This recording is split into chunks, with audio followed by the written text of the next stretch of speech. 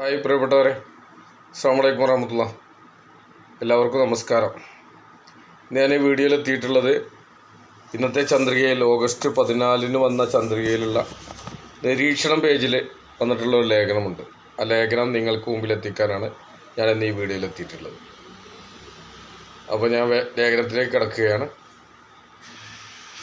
സിദി സാഹിബിൻ്റെ വഴിയിൽ എന്ന തലക്കെട്ടിൽ KP നൗഷാദ് അലി എഴുതിയിട്ടുള്ള ലേഖനമാണ്.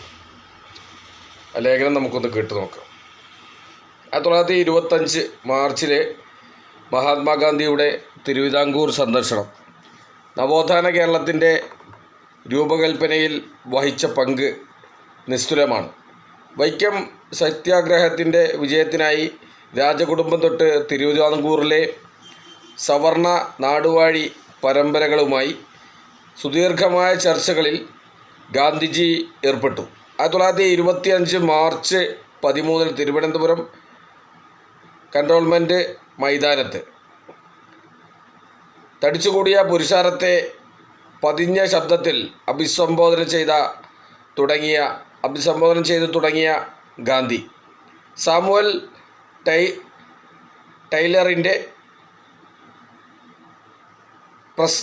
പ്രശസ്ത കവിതയായ ദ റേം ഓഫ് അൻഷ്യൻ്റ് മറൈനറിൽ നിന്നുള്ള ഈരടി ആലപിച്ചു.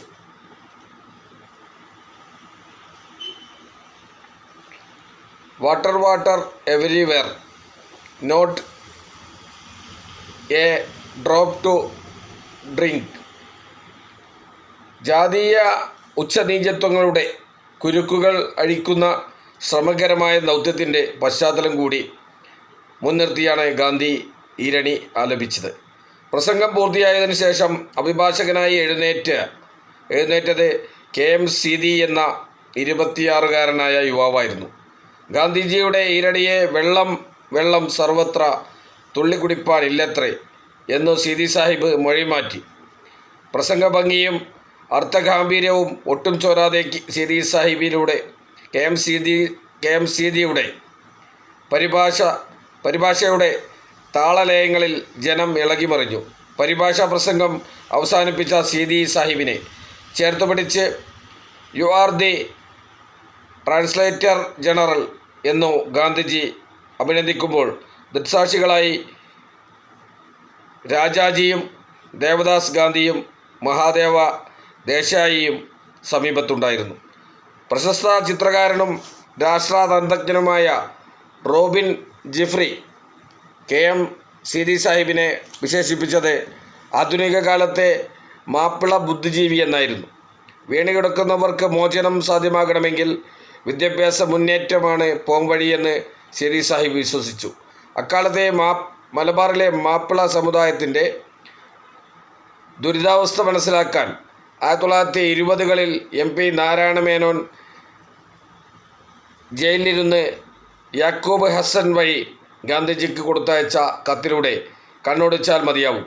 മദിരാശി പട്ടണത്തിൽ പിച്ച തണ്ടുന്നവരിൽ 50% ഏറനാട്ടിലും വള്ളുവനാട്ടിലുമുള്ള അല്പവസ്ത്രധാരികളായ സ്ത്രീകളും വൃദ്ധന്മാരും വയറുന്തി നെഞ്ചൊട്ടിയ ബാലന്മാരുമാണ്. അഭിമാനികളായ ഒരു ജനതയുടെ ഗതികെട്ട അവസ്ഥയിൽ ഗാന്ധിയുടെ ഇടപെടൽ അനിവാര്യമാണെന്ന് മേനോൻ ഗാന്ധിജിയോട് അഭ്യർത്ഥിച്ചു.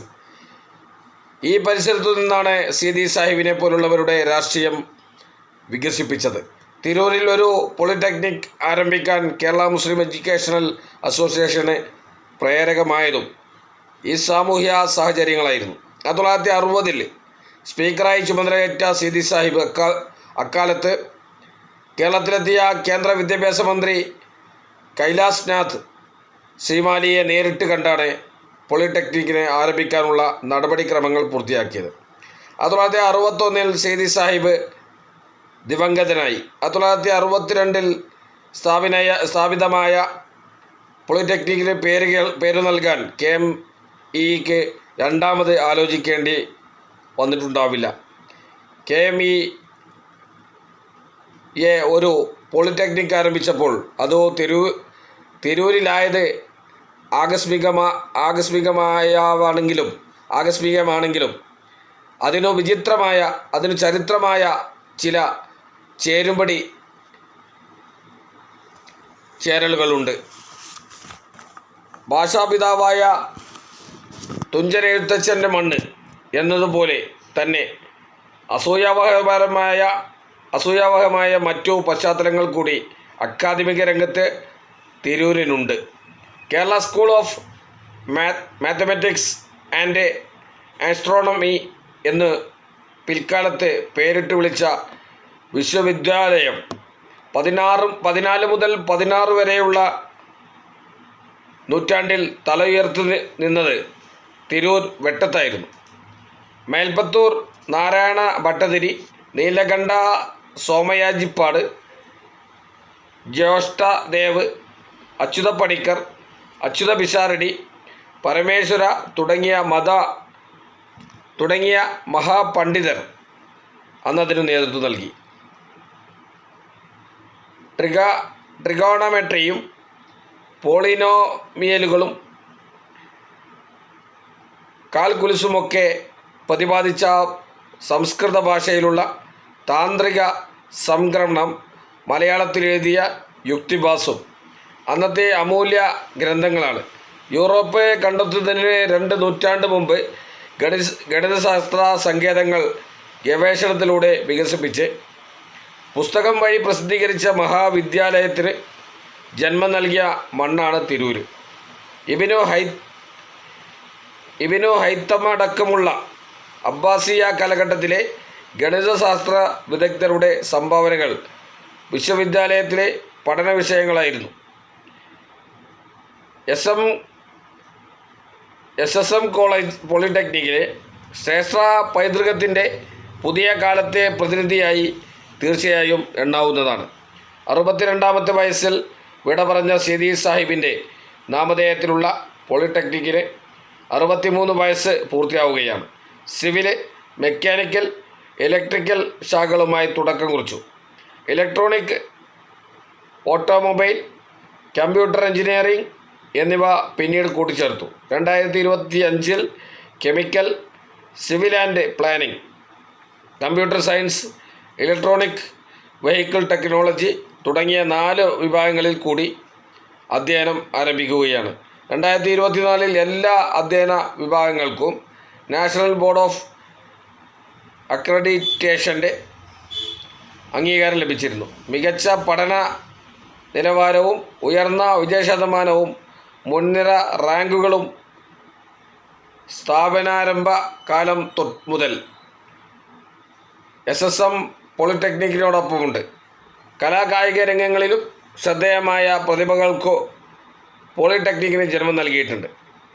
കാനഡ, ഇന്ത്യ സഹകരണത്തോടെ നടത്തുന്ന തുടർ വിദ്യാകേന്ദ്രവും കേന്ദ്ര സർക്കാരിൻ്റെ സാമൂഹ്യ വികസന പദ്ധതിയും 20,000-ലധികം പുസ്തകങ്ങളുള്ള ഡിജിറ്റൽ ലൈബ്രറിയും സ്ഥാപനത്തെ വേറിട്ടു നിർത്തുന്നു. 10,000-കണക്കിന് സാങ്കേതിക വിദഗ്ധരെ വാർത്തെടുത്ത കലാലയം പുതിയ കുതിച്ചുചാട്ടത്തിനൊരുങ്ങുകയാണ്. കേരളത്തിലെ ആദ്യ എഞ്ചിനീയറിംഗ് കോളേജായി സെൻട്രൽ എഞ്ചിനീയറിംഗ് കോളേജ് തിരുവനന്തപുരത്ത് സ്ഥാപിതമാവുന്നത് 1937 TKM 1955 പാലക്കാട് NSS 1960 ആരംഭിച്ചു. തിരുവിതാംകൂറിൽ നിലനിന്നിരുന്ന ഇൻഡസ്ട്രിയൽ സ്കൂളുകൾ പലതും പിൽക്കാലത്തെ പോളിടെക്നിക്കുകളായി മാറി. 1962 രൂപം കൊണ്ട ASMM പോളിടെക്നിക് തെക്കേ മലബാറിൻ്റെ സാങ്കേതിക വിദ്യാഭ്യാസ സ്വപ്നങ്ങൾക്ക് ചിറകുകൾ നൽകി. ആദ്യകാല ഗൾഫ് കുടിയേറ്റത്തിന് നൈപുണ്യ വികസനം പകർന്നു നൽകാൻ SSM മുന്നിൽ നിന്നു. സംസ്ഥാനത്തിനകത്തും പുറത്തും വിദേശത്തുമായി നിരവധി വൻകിട പദ്ധതികൾക്ക് നേതൃപരമായ പങ്കുവഹിക്കാൻ SSMൻ്റെ സാങ്കേതിക വിദഗ്ധർക്കായി. KM സിദി സാഹിബ് വിഭാവനം ചെയ്ത വിദ്യാഭ്യാസ മുന്നേറ്റം പുതിയ കാലഘട്ടത്തെ വെല്ലുവിളികൾ ഏറ്റെടുത്ത് പുതിയ പന്ഥാവിലേക്ക് പ്രവേശിക്കുകയാണ്. NEP 2020 ലക്ഷ്യങ്ങൾക്കനുസൃതമായി ചുവടുവെക്കുന്ന തൃശ്ശൂർ SSM പോളിടെക്നിക്കിലെ ന്യൂനതാ ലക്ഷ്യങ്ങൾ എത്തിപ്പിടിച്ച് ചരിത്ര പുരുഷന്മാരുടെ സ്വപ്നങ്ങൾക്ക് പുതിയ വിഹായുസ് തീർക്കുമ്പോൾ പ്രത്യാശയോടെ നമുക്ക് കണ്ണുകൾ പായിക്കാം. സിരി സാഹിബിൻ്റെ വഴിയിൽ എന്ന ഏറെ ശ്രദ്ധേയമായ ലേഖനം KP നൗഷാദ് അലി ഇന്ന് ചന്ദ്രികയിൽ നമുക്ക് വേണ്ടി എഴുതിയിട്ടുണ്ട്. ആ ഒരു ലേഖനം നിങ്ങൾക്ക് മുമ്പിലെത്തിക്കാൻ കഴിഞ്ഞതിൽ ഏറ്റവും സന്തോഷിക്കുന്നു.